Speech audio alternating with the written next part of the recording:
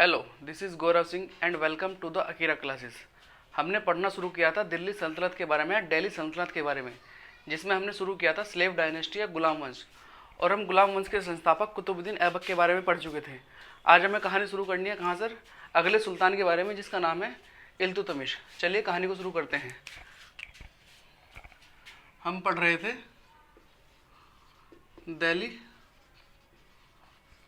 सल्तनत या दिल्ली सल्तनत, और हमें पढ़ना था स्लेव डायनेस्टी के अंदर सुल्तान इल्तुतमिश के बारे में।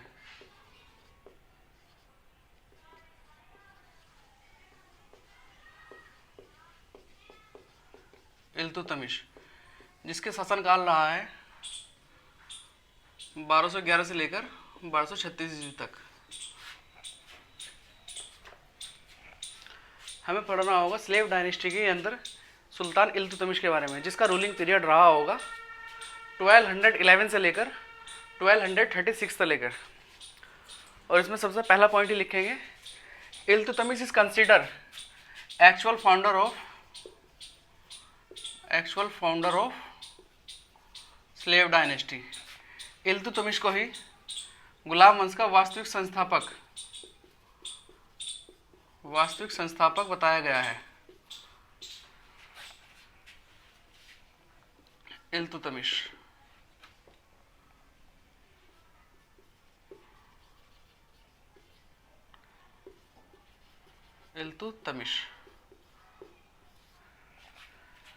because Iltutmish is known as first Sultan of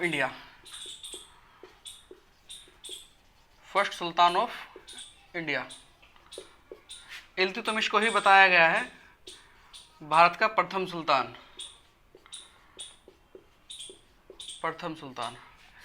और क्यों बताया गया है? Because he took the title of sultan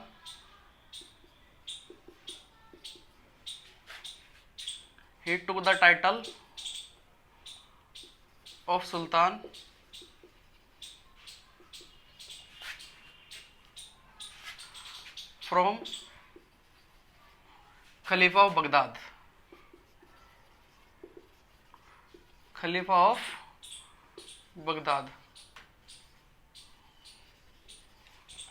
क्योंकि इल्तुतमिश ने ही सुल्तान की उपाधि बगदाद के खलीफाओं द्वारा दी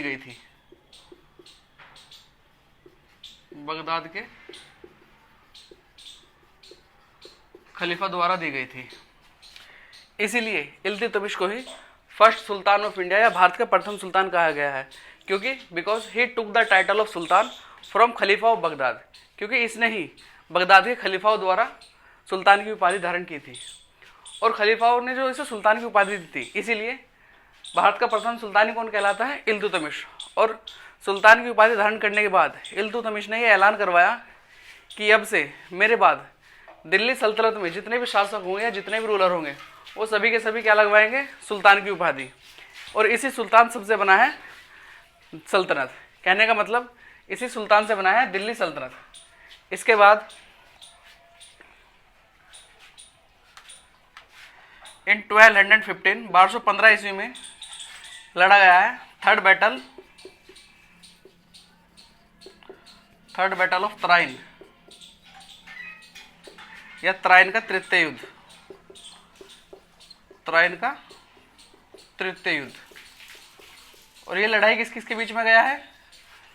मैंने आप लोगों को बताया था मोहम्मद गोरी के बहुत करीबी और बेहद वफादार ही 4 गुलाम हुआ करते थे, जिसमें कि एक था कुतुबुद्दीन ऐबक, दूसरा था यलदौज। इसी यलदौज ने जैसे ही इल्तुतमिश दिल्ली के सिंहासन पर बैठा, इसके मन में लालच आया और सोचा क्यों ना इल्तुतमिश से दिल्ली का सिंहासन छीन लिया जाए। इसलिए 1215 ईस्वी में ही लड़ा गया बैटल ऑफ तराइन या थर्ड बैटल ऑफ तराइन या तराइन का तृतीय युद्ध। और जो लड़ाई किनके बीच में गया? इल्तुतमिश और यलदौज।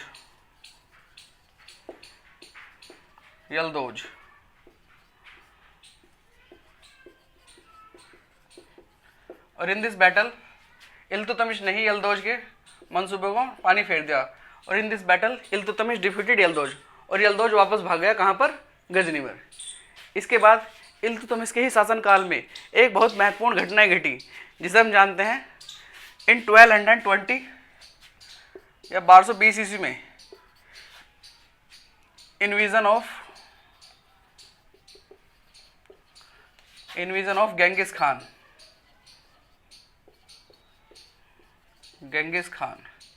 या चंगेज खां का आक्रमण, चंगेज खां का आक्रमण।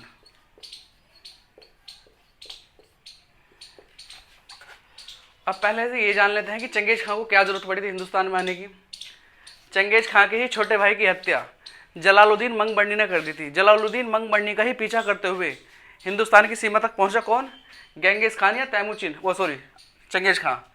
गेंगिस खां का ही वास्तविक नाम या एक्चुअल नेम हुआ करता था, actual name was तैमूचिन।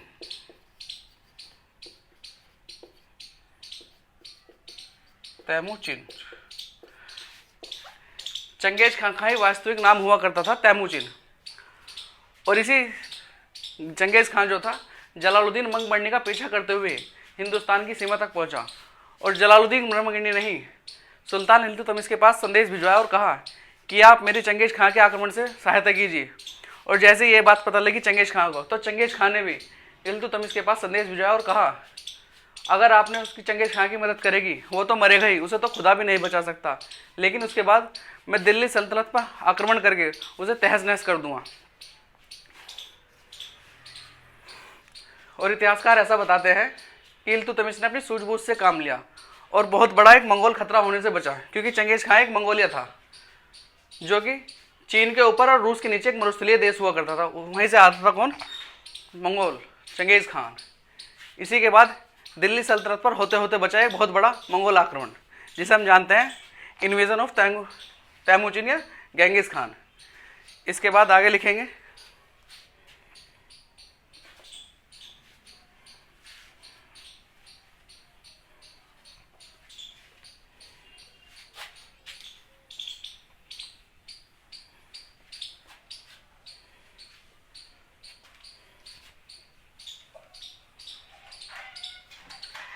in his ruling period Iltutmish started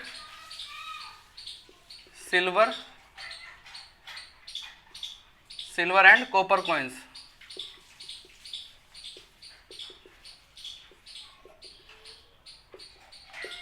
Iltutmish ने ही अपने शासनकाल में नियमित रूप से चांदी एवं तांबे के सिक्के चलवाए। और ये चांदी एवं तांबे के सिक्के क्या कहलाते थे, चांदी का सिक्का कहलाता था, सिल्वर कॉइन कहलाता था टंका, टंका या टका, और कॉपर कॉइन्स या तांबे के सिक्के कहलाते थे जीतल, जीतल कॉइन्स। इल्तुतमिश स्टार्टेड तुर्काने चहलगानी, तुर्काने चहलगानी। इल्तुतमिश ने ही तुर्काने चहलगानी की शुरुआत करी, या इसी को कहा जाता है दल चालीसा, दल चालीसा।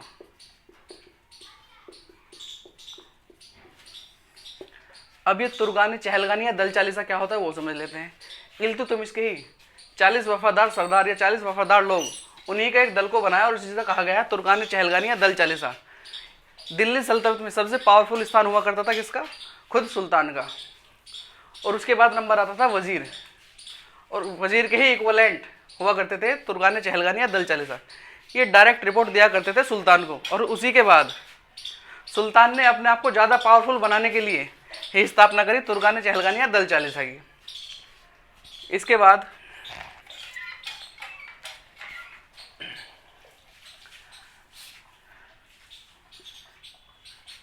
इल्तुतमिश ने ही अपने शासनकाल में एकता व्यवस्था शुरू करी।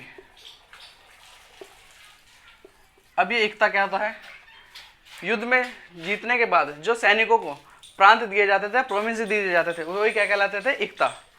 और जिसे ये दिए जाते थे वही क्या कहलाता था, इक्तेदार।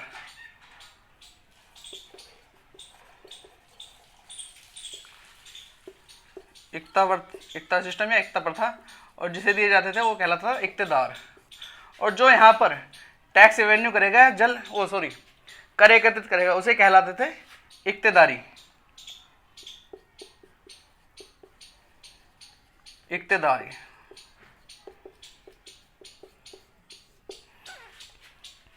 इसके बाद इल्तुतमिश के ही शासनकाल में इन 1229 ईस्वी he completed the construction of Qutub Minar. इसी के शासनकाल में 1229 ईस्वी में कुतुब मीनार का निर्माण पूरा करवाया। और इसी वर्ष he shifted capital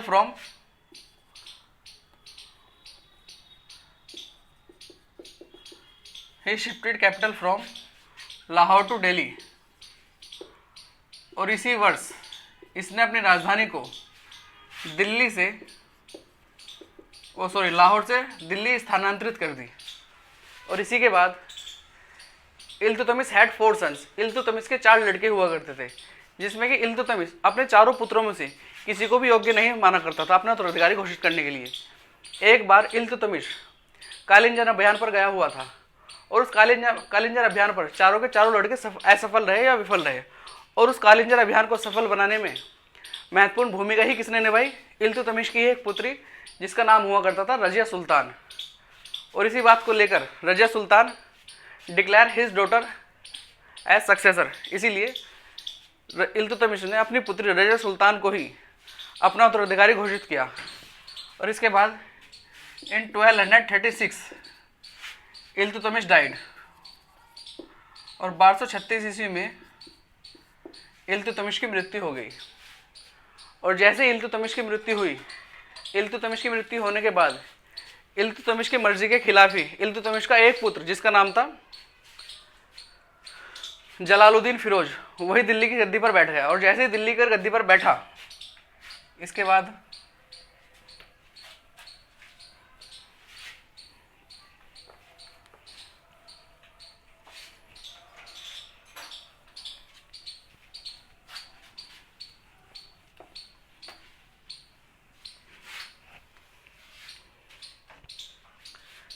Jalaluddin Firoz Delhi की गद्दी पर बैठा, तुरंत रजिया सुल्तान को इल्तुतमिश ने अपना उत्तराधिकारी घोषित करा था, क्योंकि रजिया सुल्तान ही अगली सुल्तान बननी थी। इसीलिए रजिया सुल्तान ने लाल वस्त्र धारण करे और दिल्ली की जनता के सामने गई और कहा कि आपको तो पता है सुल्तान इल्तुतमिश ने ही मुझे ही अपना उत्तराधिकारी घोषित किया था और मेरे साथ अन्याय हुआ, मुझे इंसाफ चाहिए। इसीलिए साथ मिला किसका? दिल्ली की जनता का। किसको? रजिया सुल्तान को। और दिल्ली की जनता का साथ मिलते ही रजिया सुल्तान ने अपने भाई जलालुद्दीन फिरोज की हत्या कर दिल्ली की गद्दी पर सिंहासन पर बैठ गई। इसके बाद हम पढ़ेंगे रजिया सुल्तान।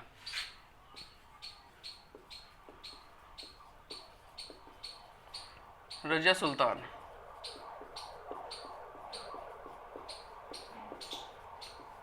जिसके बारे में पढ़ना होगा 1236 से लेकर 1240 तक। रजिया सुल्तान के बारे में पढ़ना होगा 1236 से लेकर 1240 ईस्वी तक। इसमें पहला पॉइंट लिखेंगे, she was first and only female ruler of Delhi सल्तनत।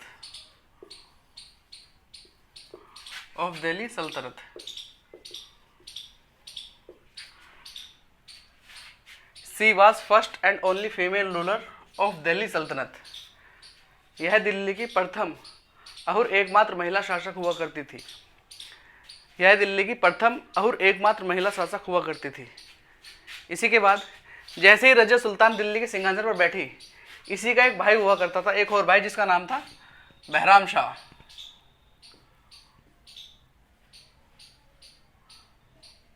बहराम